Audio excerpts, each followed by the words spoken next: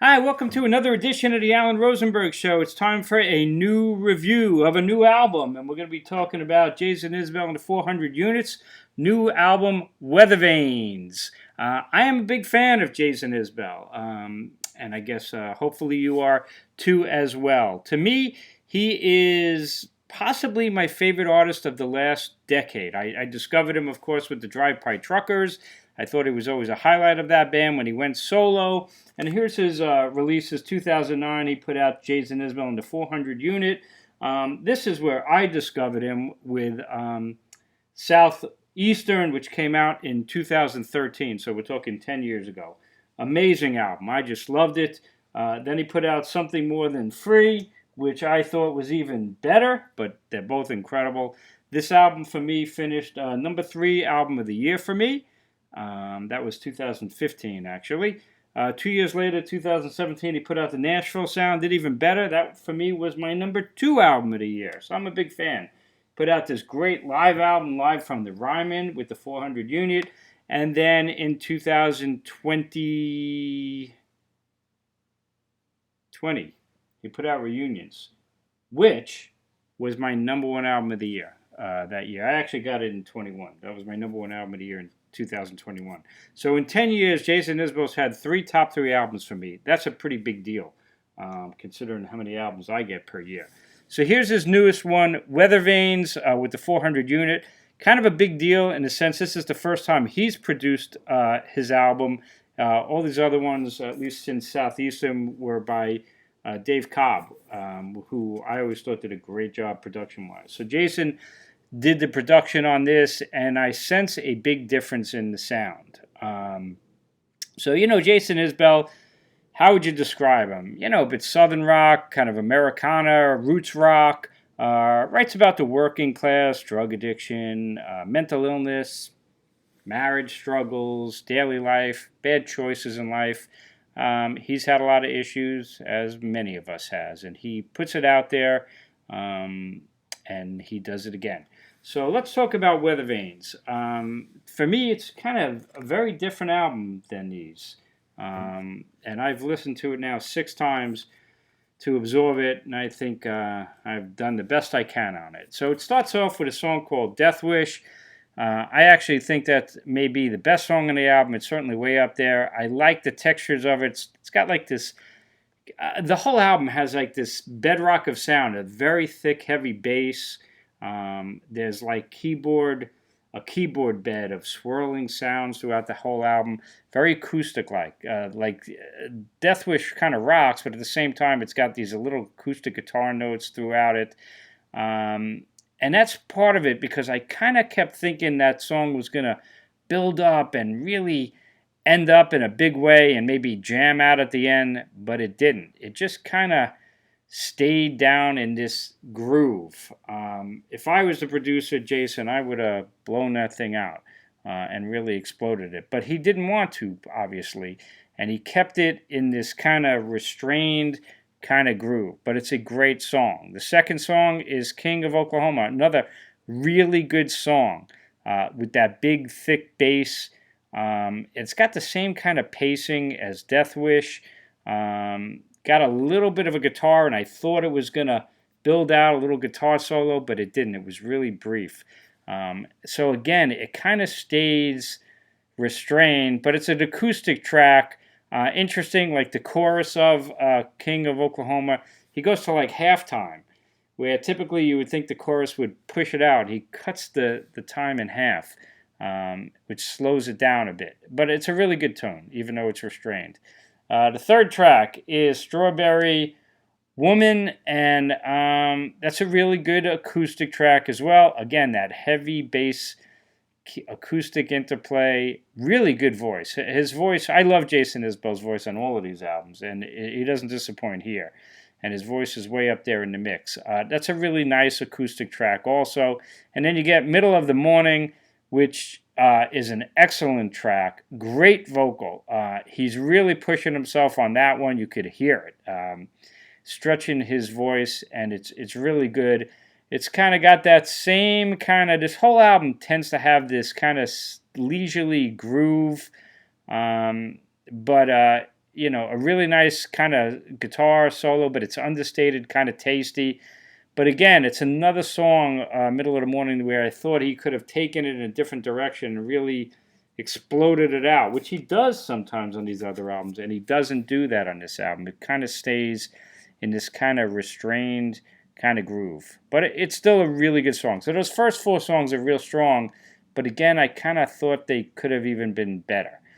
Save the World comes next, and it's got a good chorus, but there's something about the mix on it. I don't know if it's me. Like, the chorus is upbeat, but it's very muddy.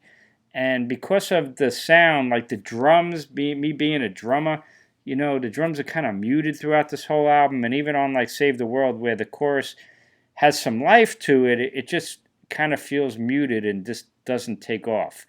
If You Insist comes next. Again, acoustic based. When I was listening to that song, I kept hearing Paul Simon. Even voice-wise, kind of reminded me of Paul Simon, which is a compliment because Paul Simon is great, obviously. So it was kind of interesting. But again, it has that sameness to it. Big bass that creates this bedrock of the sound. And interesting, not only does it sound like Paul Simon, but the ending, I kind of hear some Mark Knopfler kind of guitar tones, which is a compliment also because I'm a huge Mark Knopfler fan. So it's an interesting texture on If You Insist. It's good. Cast Iron Skillet, well, that's a really acoustic track. Again, the bass has these, at least on my stereo, the bass is very prominent throughout this whole album. It's got some nice sounds. I like the swirling kind of background sounds, but it's a good track. It's not a great track, Cast Iron Skillet. What's next? When We Were Close. So that's an interesting one because When We Were Close is what I'm waiting for in this album. I'm waiting for like a rocker. And there it is. There's your rocker, When We Were Close. Kind of that classic Jason Isbell sound that I hear on the other albums. And on this album, you don't hear. But there you hear it. It's kind of a standard rocker, voice, verse, chorus, and a good guitar lick, almost Stonesy like it. Volunteer comes next. And it's got a nice musical mixture. I like the background sounds. As I hear fiddles, I hear different kind of. It's almost like a musical soup, I would describe it at, and it works really well. The drums are kind of a little shuffle. It's a nice track, Volunteer. Good. What's next? What's the name of this song? Festival. I can't even see anymore. Festival Hills. This one, interestingly, I could have sworn it was Glenn Frey singing. Obviously, it's not. But it has like a vocal sound that reminds me of the Eagles. That's not a bad thing. Again, you got that dominant, thick bass. Chord changes with the verses are really nice. I kind of like, as you hear the verses, there's like the chords go down, and I liked it. It was a good effect. And there's a slide guitar solo, which works really well in that as well. But it's not a great song. It's just a good song. Could have been better. White Beretta. Is that next? I'm reading there. White Beretta. Yep. Another mid-tempo drums, almost like a shuffle again. Again, another, I definitely hear like some Mark Knopfler-esque kind of guitar on there, and that's a compliment. A great vocal. But again, a kind of understated track again.